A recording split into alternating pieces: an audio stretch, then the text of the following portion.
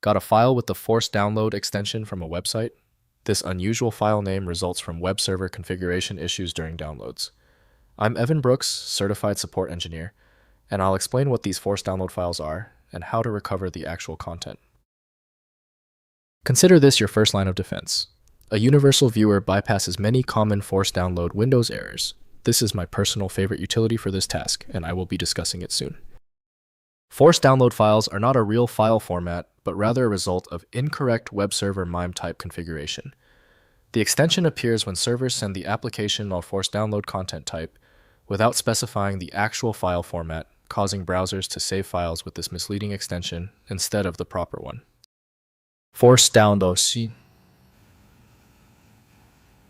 For download, as an extension indicates the actual file content remains in its original format inside, but the file name was set incorrectly by the web server. The file may contain any type of data, such as PDF.cx images, videos, or archives, requiring identification of the true format for proper opening. For forced download, the safest first choice is web browser. Dedicated software is required to correctly unpack and rebuild the file structure. Windows can load simple web pages, but complex frameworks require proper serving. To open this specific forced download file, right-click your file and select Open With. If web browser is available, use that first. If it's missing, choose another program. Don't worry if it takes a few attempts to find the right software. If your forced download file isn't cooperating, don't worry. This is a truly stubborn forced download file. To find the error source, we need to test these critical common failure points right now. First, identifying true file type. Use a file identification tool like TryD Online File Type Checkers, or examine the file's first few bytes in a hex editor to determine the actual format. Common signatures like %PDF for PDFs or PK for zip-based formats reveal the true file type, enabling proper renaming and opening. Next, renaming the extension. Once you've identified the actual file type, rename the forced download file with the correct extension. For example, rename document.forceddownload to document.pdf if it's a PDF file.